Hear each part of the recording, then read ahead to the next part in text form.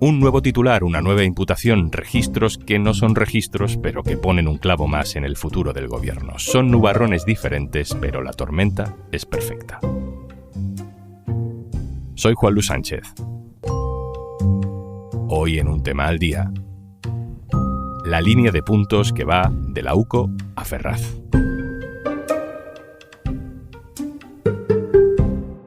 Una cosa antes de empezar. ¿Sabías que Kit Digital ha llegado a más del 92% de los municipios de España? Te cuento más al final del episodio.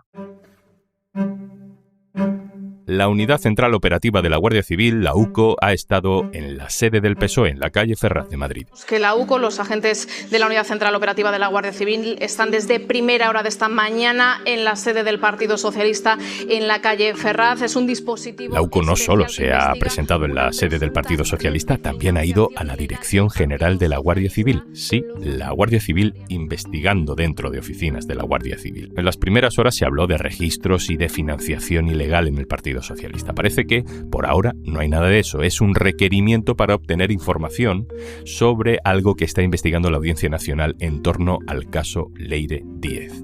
Y aquí sí llega la gran novedad que hemos tenido en las últimas horas. La Audiencia Nacional apunta a que el PSOE pagó a Leire Díez por sus maniobras contra fiscales y policías. Y dirás, pero no estábamos hablando de Zapatero, ¿por qué tenemos que recordar de pronto este otro caso? ¿Y quién era Leire Díez? Bueno, te lo explicaremos. El juez atribuye a Santos Cerdán un papel superior en el plan para desestabilizar de forma sistemática y continuada las causas judiciales que afectaban al partido o al gobierno, y Leire Díez era su brazo ejecutor. Y nos toca decir lo mismo de siempre. Nos faltan muchos datos, nos falta conocer mucha información para poder conocer el fondo de esta investigación, pero, al igual que pasa con el caso Zapatero, la imagen, el titular, se lo comen todo. También sabemos que el juez Pedraz, de la Audiencia Nacional, ha imputado a Santos Cerdán y al que fuera todopoderoso consejero de presidencia de la Junta de Andalucía de Manuel Chávez, Gaspar Zarrías. También a la gerente actual del PSOE, Ana María Fuentes Pacheco. ¿Por qué se les imputa? ¿Qué tienen en común todas estas personas? ¿Dónde termina una cosa y empieza la otra? ¿Hay alguna línea de puntos que podamos unir para ir entendiendo algo? José Manuel Romero, hola. Hola, ¿qué tal? Romero, ayer hablábamos contigo de Zapatero, hoy nos toca hablar contigo de pronto de Leire Díez. Esto es una bomba detrás de otra. Efectivamente, porque no habíamos salido del caso Zapatero cuando el miércoles por la mañana nos despertamos con la presencia de guardias civiles de la UCO en la sede principal del PSOE, en la calle Ferraz, con un requerimiento de una serie de documentos relacionados con una especie de aparato del PSOE que, según el juez, estaba trabajando para obstaculizar o para desestabilizar, me parece que es la palabra que utiliza, procedimientos judiciales abiertos contra dirigentes del PSOE. Romero, ¿qué es lo que la UCO ha ido a buscar a la sede del PSOE? ¿Qué ha sucedido ahí exactamente? Porque se ha hablado de registros como si estuvieran revolviendo papeles, ¿no? En la mañana del miércoles, un medio de comunicación, concretamente El Confidencial, aludió a que los agentes de la UCO estaban en la sede del PSOE buscando documentación relacionada con la financiación ilegal del PSOE, buscando una supuesta caja B del PSOE, que es probablemente el mayor delito que se le puede atribuir a una formación política. Luego descubrimos que no era nada de eso, aunque esa idea caló tanto como para que el PP la utilizara durante la sesión de control que empezó a las 9 de la mañana en el Congreso de los Diputados. Pero como digo, lo que iban a buscar era una serie de contratos que el PSOE había firmado con distintos abogados y lo que pedían era esa documentación que el PSOE entregó a la Guardia Civil de la UCO. Por tanto, esos contratos existen. Digo, para empezar a hablar de lo que realmente ocurrió. Bueno, no buscan financiación ilegal, pero si nos fijamos en el nivel de las imputaciones, la gerente, el exsecretario de organización, un todopoderoso consejero de presidencia en tiempos de Chávez, la realidad es grave. No, es igualmente grave porque de lo que estamos hablando es de que el juez atribuye a Leire Díez unas conductas muy irregulares en relación con causas judiciales abiertas a dirigentes socialistas. Es tanto como acusar al PSOE de intentar obstaculizar investigaciones judiciales que le perjudiquen a través de esta persona.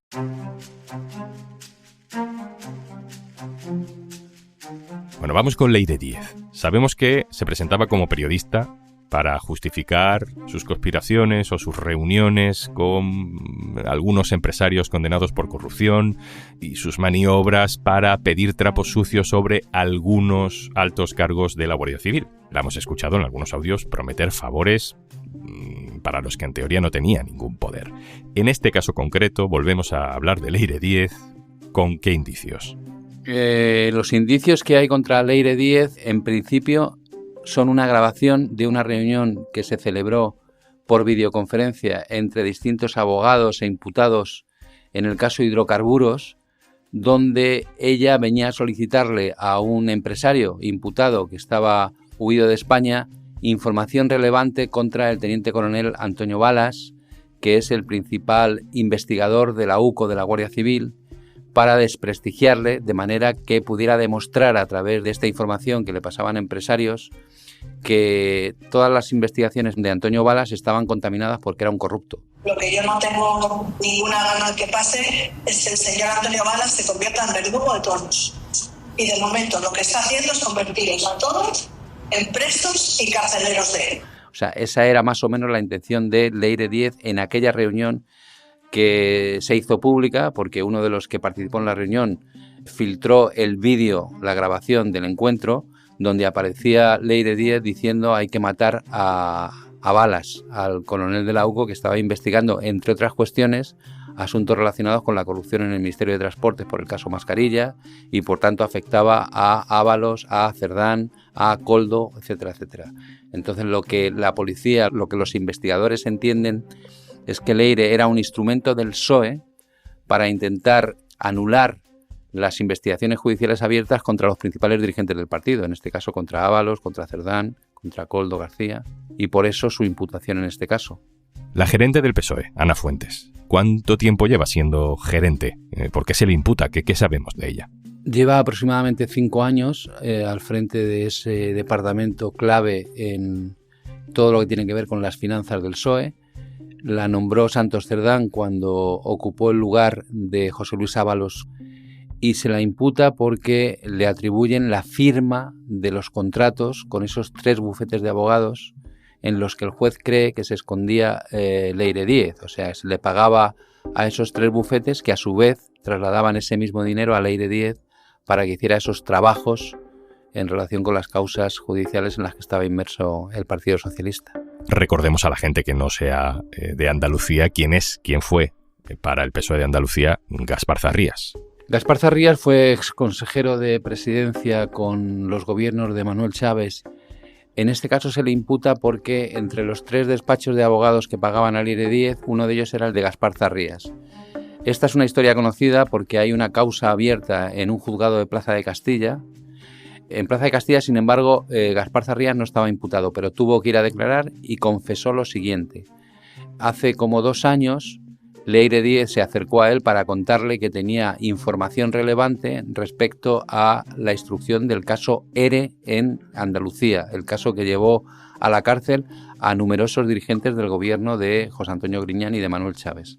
Supuestamente Gaspar Zarrías la contrató durante unos meses a razón de 4.000 euros al mes para que investigase esos hechos, qué irregularidades habían ocurrido en la instrucción del caso ERE, si realmente el caso ERE había sido manipulado o había sido investigado de manera irregular o ilegal por parte de la jueza Alaya y de las acusaciones populares que estaban allí personadas. Por tanto, Gaspar Zarrías está ahora imputado porque se le acusa de haber puesto su bufete a disposición del PSOE como una tapadera para ocultar que en realidad se estaba pagando a Leire Díez.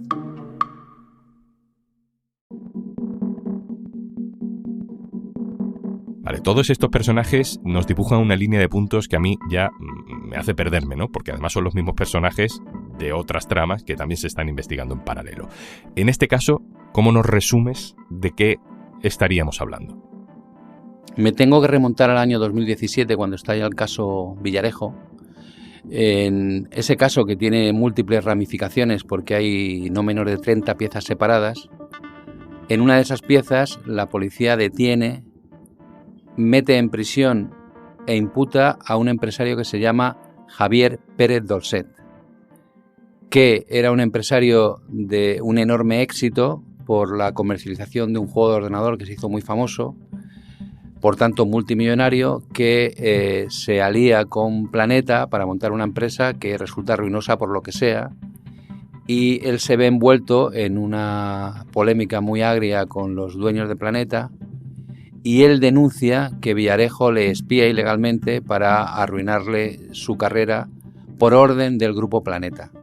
Lo que hace Javier Pérez Dolcet, el empresario, es investigar más qué ha hecho Villarejo contra él y consigue comprar, adquirir o hacerse con un material enorme del comisario Villarejo, que son muchas de las grabaciones que hizo durante sus 20 años de carrera, que era una manera de demostrar que le habían espiado a él ilegalmente.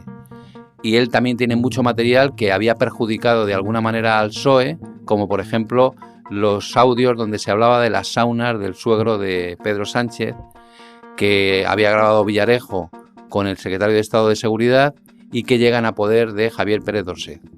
Con todo ese material, lo que hace Javier Pérez Dolcet al conocer a determinada gente es intentar que se conozca el material, no el que le afecta a él, sino el que afecta al resto de las víctimas de Villarejo.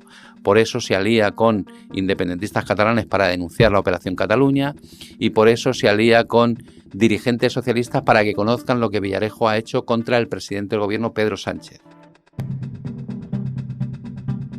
Es toda esa trama la que confluye en el año 2024, según el juez, en los días previos a que Pedro Sánchez tome la decisión de si abandona la política como consecuencia de la imputación de su mujer, aquellos 5 días de reflexión que se tomó. Y es en ese contexto donde se produce el principal contacto entre el PSOE, a través del secretario de la organización que se llama Santos Cerdán, y Javier Pérez Dolcet y Leire Díez, que le llevan a la sede de Ferraz un pendrive cargado de documentos y de grabaciones sobre múltiples temas, relacionados básicamente sobre el funcionamiento de las cloacas del PP. Eso es lo que le lleva a Leire Díez y Javier Pérez Dolcet a Santos Cerdán. ¿Qué es lo que dice el juez? Que a partir de ese momento, Santos Cerdán contrata, entre comillas, a Leire Díez para que le haga un trabajo de investigación para denunciar esas corruptelas del gobierno de Mariano Rajoy, pero además para intentar de alguna manera obstaculizar todas las causas penales abiertas contra los principales dirigentes del PSOE y contra la familia del presidente Pedro Sánchez.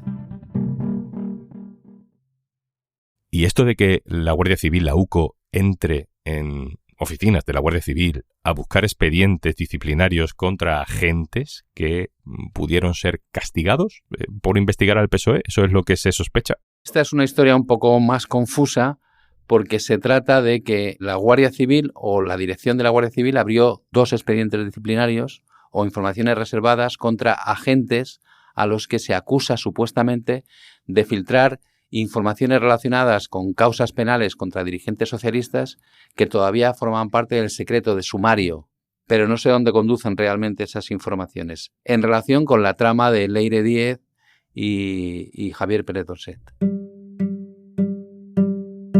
Romero, terminamos. En fin, Zapatero con un caso que está estallando por los aires. La sentencia del caso Ábalos que va a llegar muy pronto. El juicio al hermano de Pedro Sánchez que empieza ya.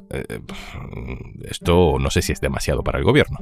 Pues parecería increíble, pero por lo que vimos el miércoles en Roma al presidente del gobierno en esa conferencia de prensa que improvisó tras la visita al Papa, parece que resiste, aunque resulta bastante increíble. A mí, si tuviera que buscar una imagen para ilustrar la situación en la que se encuentra Pedro Sánchez, es un funambulista que ha puesto en marcha el número especial de los platillos chinos y que hay muchos de esos platillos chinos que están a punto de caerse y romperse.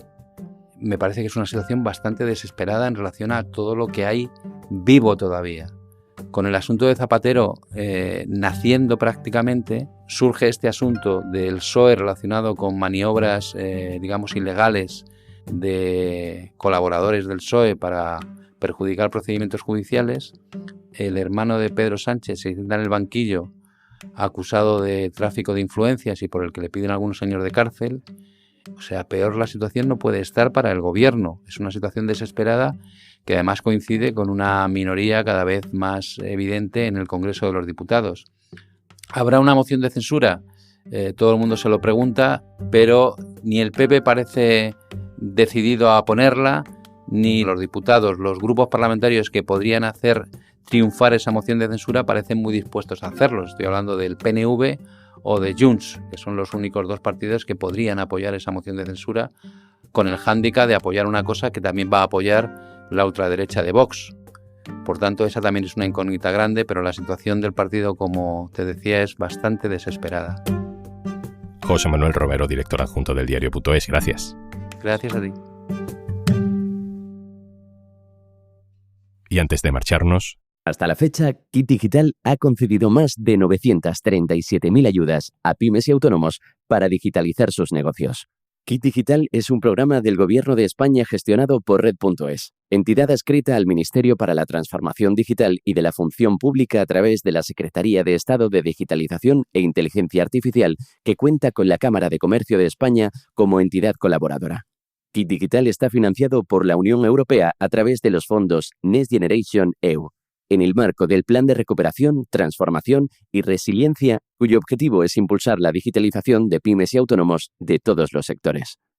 Esto es Un Tema al Día, el podcast del diario.es. Si te gusta lo que hacemos, necesitamos tu apoyo. Hazte socio, hazte socia en eldiario.es/un socio al día. Este podcast lo producen Carmen Ibáñez, Marcos García Santonja, Lucía Martín y Izaskun Pérez. El montaje es de Pedro Nogales. Yo soy Juan Luis Sánchez. Mañana, otro tema.